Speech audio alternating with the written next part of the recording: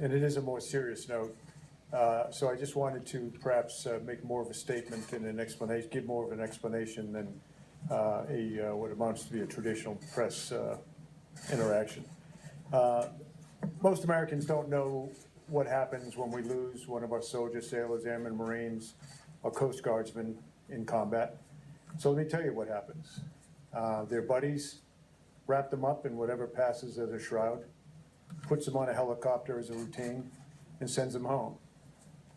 Their first stop along the way is when they're packed in ice, typically at the airhead, and then they're flown to usually Europe, where they're then packed in ice again and flown to Dover Air Force Base, where Dover takes care of the remains, embalms them, meticulously dresses them in their uniform with the medals that they've earned, the emblems of their service, and then puts them on another airplane linked up with a casualty officer escort that takes them home. A very, very good movie to watch if you haven't ever seen it is Taking Chance, where this is done in a movie HBO setting. Chance Phelps was killed under my command right next to me, and it's worth seeing that if you've never seen it. So that's the process. While that's happening, a casualty officer typically goes to the home very early in the morning and waits for the first lights to come on. And then he knocks on the door. Typically the mom and dad will answer, wife. And if there is a wife, this is happening in 2 different places. If the parents are divorced, 3 different places. And the casualty officer proceeds to break the heart of a family member and stays with that family until, well, for a long, long time, even after the internment. So that's what happens. Who are these young men and women? They are the best 1% this country produces. Most of you, as Americans, don't know them. Many of you don't know anyone who knows any one of them. But they are the very best this country produces. And they volunteer to protect our country when there's nothing in our country anymore that seems to suggest that self-service to the nation is not only appropriate but required. But that's all right. Who writes letters to the families? Typically the company commander, in my case as a Marine, the company commander, battalion commander, regimental commander, division commander, Secretary of Defense, typically the service chief, Commandant of the Marine Corps, and the president typically writes a letter.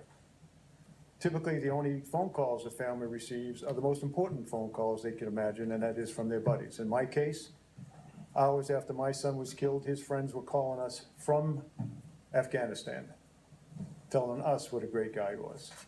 Those are the only phone calls that really matter. And yeah, the letters count to a degree, but there's not much that really can take the edge off what a family member's going through.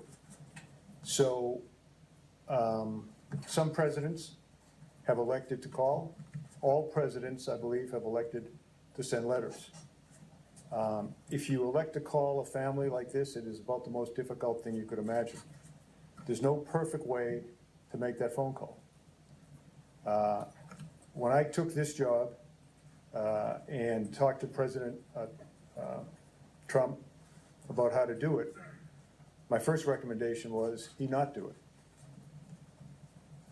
Because it's not the phone call that parents, family members are looking forward to. It's nice to do, in my opinion, in any event.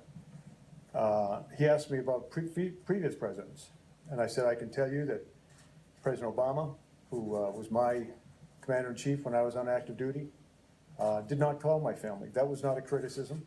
That was just to simply say, I don't believe President Obama called. That's not a negative thing. I don't believe President Bush called in all cases. I don't believe any president, particularly when the casualty rates are very, very high, that presidents call. But I believe they're all right. So when I gave that explanation to our president 3 days ago, he elected to make phone calls in the case of the 4 young men who we lost in Niger at the earlier part of this month. But then he said, you know, how do you make these calls? If you're not in the family, if you've never worn the uniform, if you've never been in combat, you can't even imagine how to make that call. I think he very bravely does make those calls. The call in question that he made yesterday, or day before yesterday now, were to 4 family members, the 4 fallen. And remember, there's an next of kin designated by the individual. If he's married, that's typically the spouse. If he's not married, that's typically the parents, unless the parents are divorced. And then he selects one of them. If he didn't get along with his parents, he'll select a sibling. But the point is, the phone call is made to the next of kin only if the next of kin agrees to take the phone call. Sometimes they don't. So a pre-call is made, President of the United States or the Commandant of the Marine Corps or someone would like to call. Will you accept the call? And typically they all accept the call. So he called 4 people the other day and expressed his condolences in the best way that he could. And he said to me, what do I say? I said to him, sir, there's nothing you can do to lighten the burden on these families. But let me tell you what I tell them. And let me tell you what my best friend, Joe Dunford, told me, because he was my casualty officer. He said, Kel, he was doing exactly what he wanted to do when he was killed. He knew what he was getting into by joining that 1%. He knew what the possibilities were because we're at war.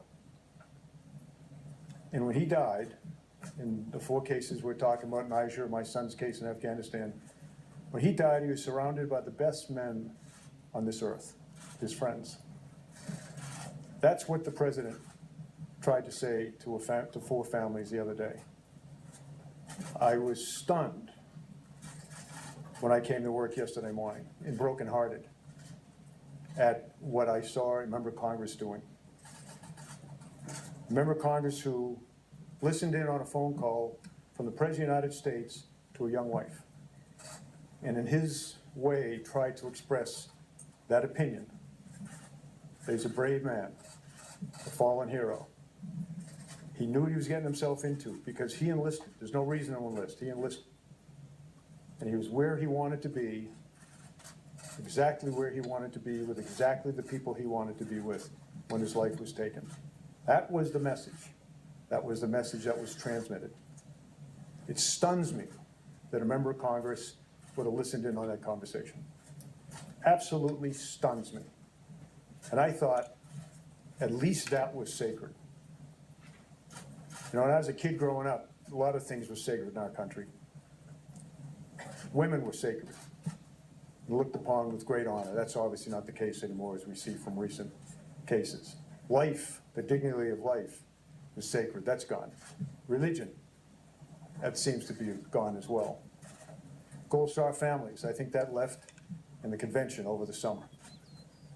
But I just thought the selfless devotion that brings a man or woman to die on the battlefield, I just thought that that might be sacred.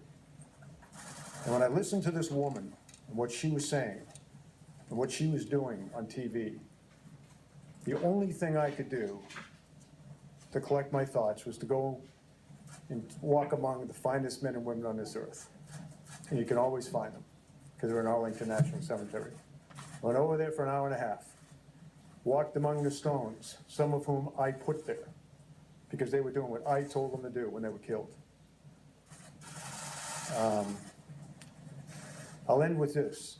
In October, or April rather, of 2015, I was still on active duty, and I went to the dedication of the new FBI field office in Miami. And it was dedicated to 2 men who were killed in a firefight in Miami against drug traffickers in 1986, a guy named Grogan and Duke. Grogan almost retired, 53 years old. Duke, I think less than a year on the job. Anyways, they got in a gunfight and they were killed. 3 other FBI agents were there, were wounded, now retired. So we go down, Jim Comey did an absolutely brilliant memorial speech to those fallen men and to all of the men and women of the FBI who serve our country so well, and law enforcement so well. There were family members there. Some of the children that were there were only 3 or 4 years old when their dads were killed on that street in Miami-Dade. 3 of the men that survived the fight were there and gave a rendition of how brave those men were and how they gave their lives. And a congresswoman stood up, and in the long tradition of empty barrels making the most noise, stood up there and all of that, and talked about how she was instrumental in getting the funding for that building, and how she took care of her constituents because she got the money, and she just called up President Obama, and on that phone call, he gave the money, the $20 million to build the building. And she sat down, and we were stunned that she'd done it. Even for someone that is that empty a barrel, we were stunned. But you know, none of us went to the press and criticized. None of us stood up and were appalled. We just said, okay, fine. So I still hope, as you write your stories, and I appeal to America, that let's not let this maybe last thing that's held sacred in our society, a young man, young woman going out and giving his or her life for our country. Let's try to somehow keep that sacred. But it eroded a great deal yesterday by the selfish behavior of a member of Congress. So I'm willing to take a question or two on this topic. But let me ask you this. Is anyone here a Gold Star parent or sibling?